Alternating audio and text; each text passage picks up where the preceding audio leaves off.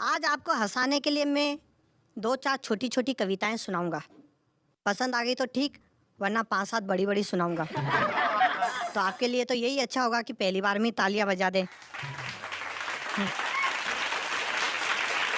ये advance booking है। ये मैंने इसलिए कहा क्योंकि एक जगह मैंने एक कविता सुनाई, मेरे अरमान समंदर से भी गहरे हैं। मेरे अरमान समंदर से भी गहरे हैं। सामने बैठी ऑडियंस बोली तू कुछ भी सुना, हम तो जन्म से बहरे हैं। तो आज ऐसा नहीं होना चाहिए। कुछ कटपीस देखिए।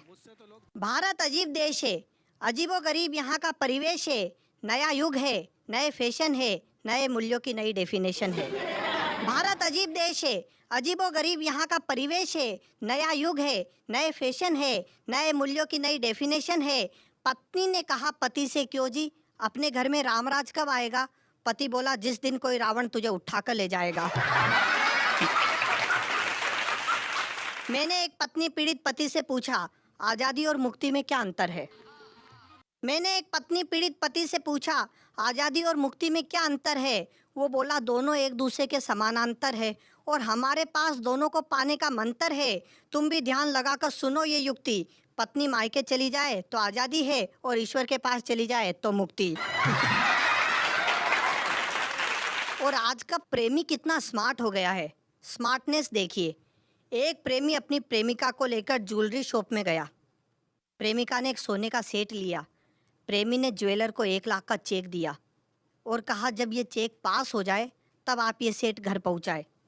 4 दिन बाद ज्वेलर ने फ़ोन किया, आपका चेक वापस आ गया है।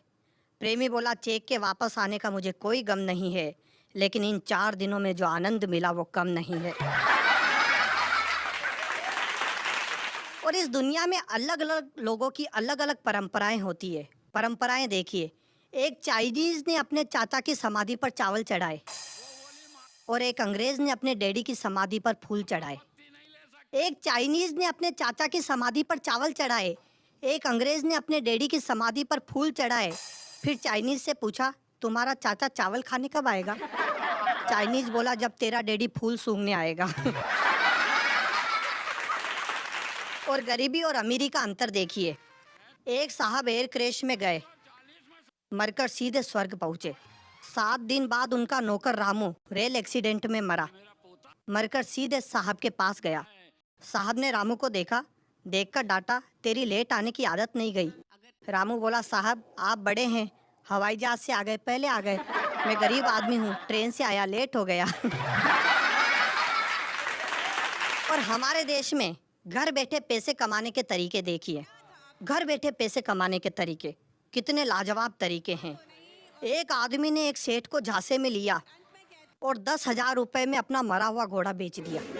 पैसा लेकर वो खिसक गया। बाद में सेठ ने देखा घोड़ा तो मरा हुआ है। सेठ ने दिमाग से काम लिया। अगले ही दिन अखबार में एड दिया, शानदार अरबी घोड़ा जीतो, 1 रुपये की लॉटरी का टिकट खरीदो। 1 लाख लोगों ने टिकट खरीदा। सेठ ने एक के नाम घोड़ा कर दिया। अगले दिन वो आदमी आया, आकर चिल्लाया, घोड़ा तो मरा हुआ है। सेठ जी ने उसका 1 रुपया वापस कर दिया।